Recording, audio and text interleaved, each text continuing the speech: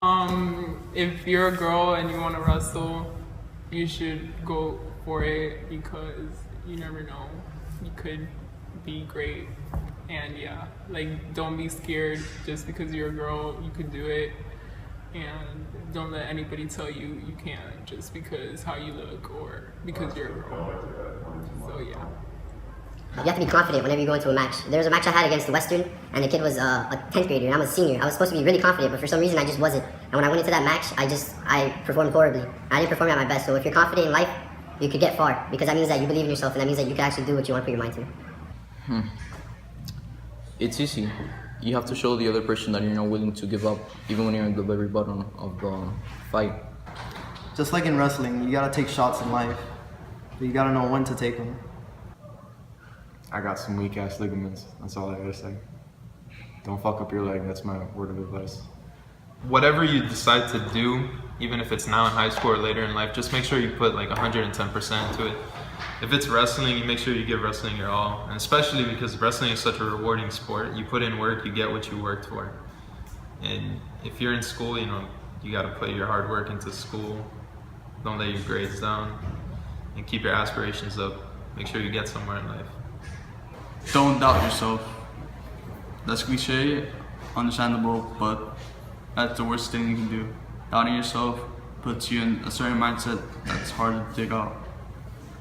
Any advice I could give you guys is just finish what you start. Keep pushing. It's gonna come if you really want it. Dedicate yourself. Okay, it's absolutely normal to get Batista bombed in the middle of a match. But it ain't about how hard you hit, it's about how you get hit and keep moving forward. Just keep your head up and keep pushing forward. And if you keep coming back and back and back and you work hard off season and in the season, you'll be great and you'll be good at anything you want to do in life because you are a wrestler. My advice I would give to you is to give it all you got. Because one day it's all going to be over and you're not going to be able to give it anymore. And so while you have it now is when you got to give it. No excuses, just do it. And if you don't get it, well, sorry, it's not meant for you. But trust me, something else in this life is meant for you. And when you get it, that's your goal in life, that's what you achieve, that's what destiny has left for you.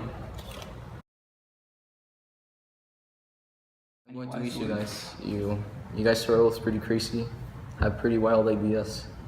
You guys exposed me to a few things that I never knew about before, or had seen before. You guys are pretty much, when it's necessary, you guys get serious, but most of the time, you're just a bunch of, you like to joke around a lot. That's all I'm going to say.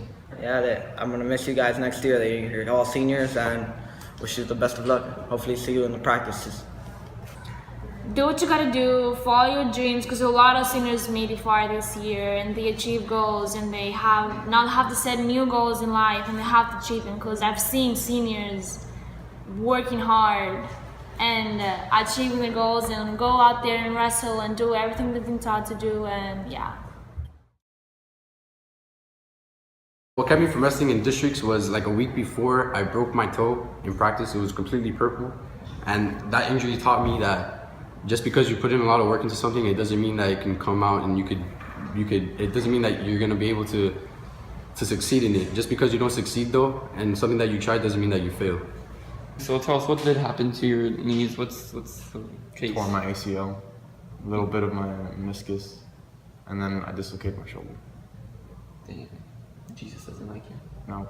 Well, my favorite part of wrestling probably was practice, because you got to get better and you got to hang out with your friends and you got to fool around, but not too much, because you gotta drill and you gotta practice. But practice was fun. I think that was the most fun thing out of the whole year. What was your favorite moment in all of wrestling? All the past 4 years? Ding dong ditch in the neighborhood. No.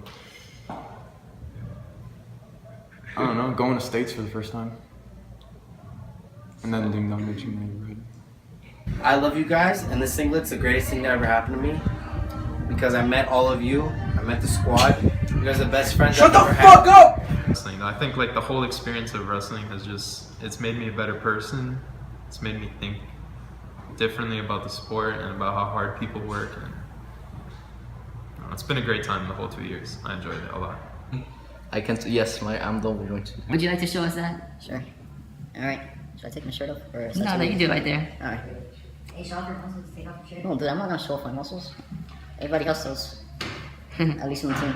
So let's see how the. Alright, I'm just gonna go 360 degrees back and forth. Wow, and that basically makes you impossible to have.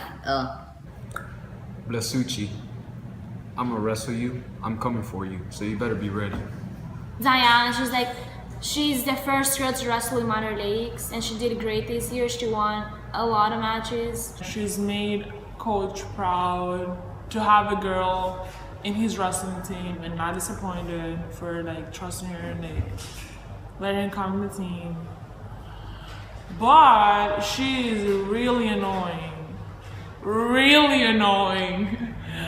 with Damien. Them two are like, oh my god. What I'm gonna take from wrestling into the future is to never give up. You know, whenever like I'm at a buffet and like I'm trying to finish off the dessert, you know, like never give up. I'm like, I can't give up. Like Coach taught me never to give. I'm gonna finish that cake right there. Like I can't give up. You know, hard work.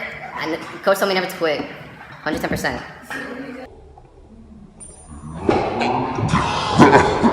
Nice. Diane, she's a whole nother person.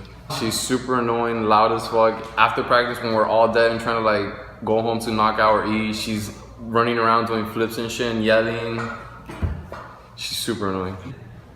You're tied between Diane as the most annoying person on team. How do you feel about that? I feel that I'll probably win. You'll probably win? Yeah. My ear looks like a butthole. And Coach Danny, he doesn't practice like drilling and anything. He sleeps around the whole entire practice until we get to live. And that's when he comes awake and that's when he starts to be crazy and do whatever he wants. But we call him Coach Live because he's insane. And Coach Hatfield, your hair will come back. I believe it. Joey Tucker, if you ever fucking hit me again in freaking practice, I'll freaking beat your ass. Sebastian's a fuckboy. He never took me down. He took me down once and I pinned him. He's a fuckboy. Don't be sad, because sad is spelled backwards. That is das, and that's not good. Robert, he's got bitch hands. He looks like an albino gorilla. Juan can talk shit when he beats me in a real match, dude. That's all I gotta say.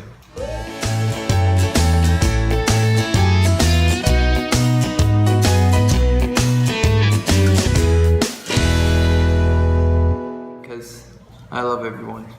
Aww. Peace. Okay, happy birthday, Coach. Love you. Hope you grow some hair.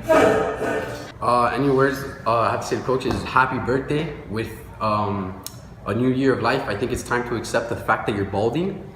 You should shave your head already, because looking at your scalp every day is not fun.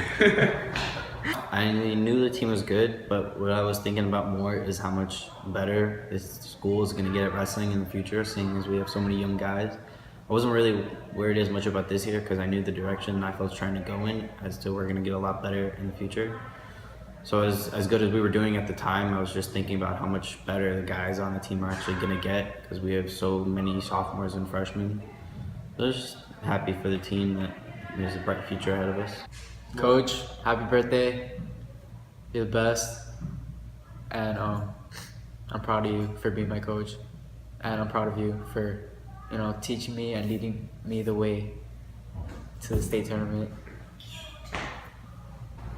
Coach Snifield is probably my best coach. He's determined to make us the best that we can be. He's pushing us.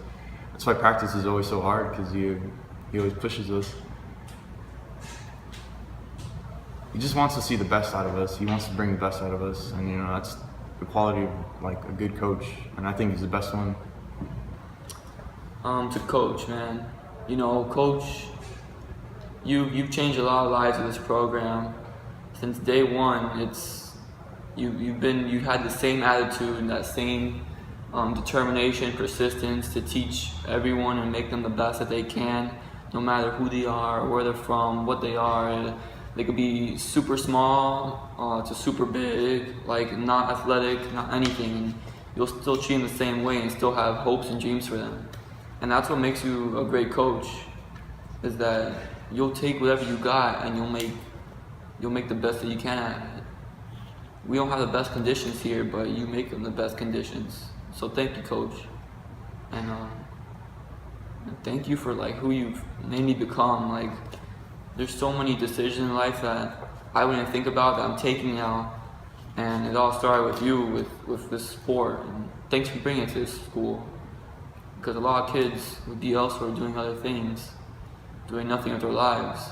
So you created a place and an environment where we could excel and unlock powers that we have in us to become great.